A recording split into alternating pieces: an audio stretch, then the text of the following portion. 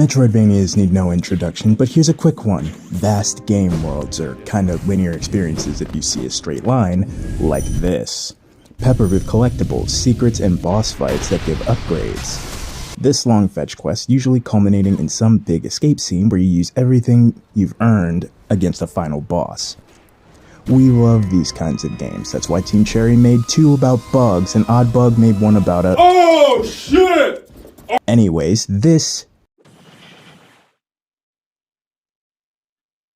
is Tomomi.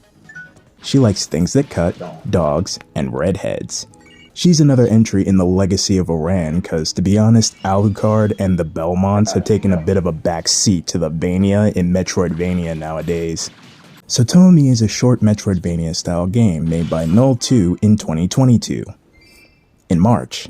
Available on platforms but specifically for Switch for this video. With the plethora of Metroidvanias that are in existence, a lot of games are kind of relying on making those ad shots. Specific planned events in the game that the player can or has to execute, usually shown without context because, wow, cool character just slashed giant robot and caused explosions. Or, I totally get that random screenshot from the store page now, foul waffle. This game uses the same tactics, however it happens to have a bit of substance behind it. Gameplay being simplified since you just have a sword for attacks. The world almost prioritizes speed in fighting, since most henchimies will either stand still throwing arc projectiles at you, or trudge at you weapon at the ready like a noob in Smash Bros. You get a big smattering of upgrades to buy at the store, cause no duh, what else is money for? All of which are made to make gameplay easier and more fun by keeping you from dying ninja style. From stat boosts to health and mana leeching to literally saying this death isn't gay enough, try again. The story, while not being all that much but interactions where 2 to 3 PNGs text box at each other for a bit and then 8-bit fighting ensues, the story of this game basically takes tropes about the characters and uses them for comedy. One of the scenes involves you fighting a goo creature. Random tidbit, there are 2 homosexual characters in this game. Tomomi, our player character, and this guy. I'm gonna beat your ass. This is very important for right now, trust me. Upon defeating the goo creature, you find out that this is this dude's boyfriend. We then agree to never speak of this again because implications.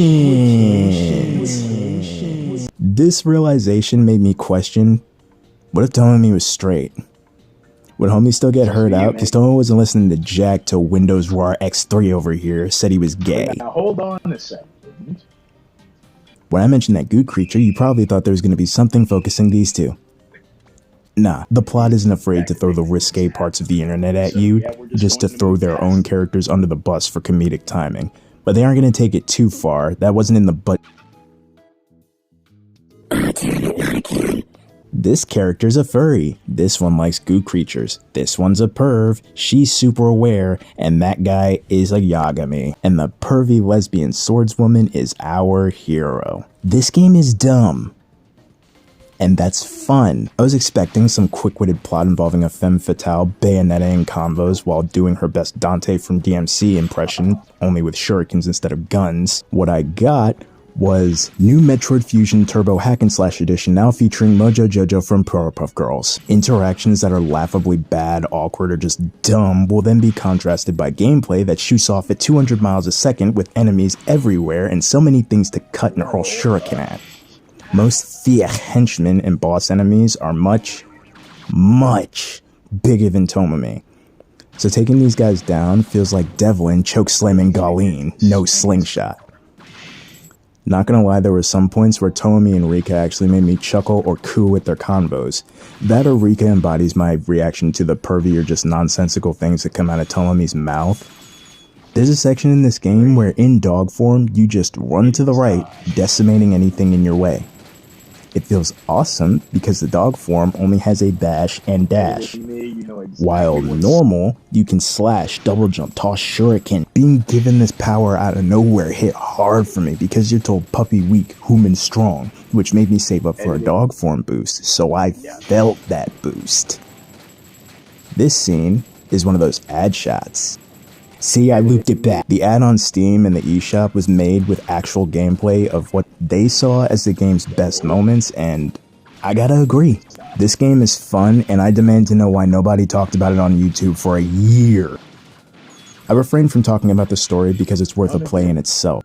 The game goes on sale often, but it's also $8 USD, so wishlist it and get it when you can.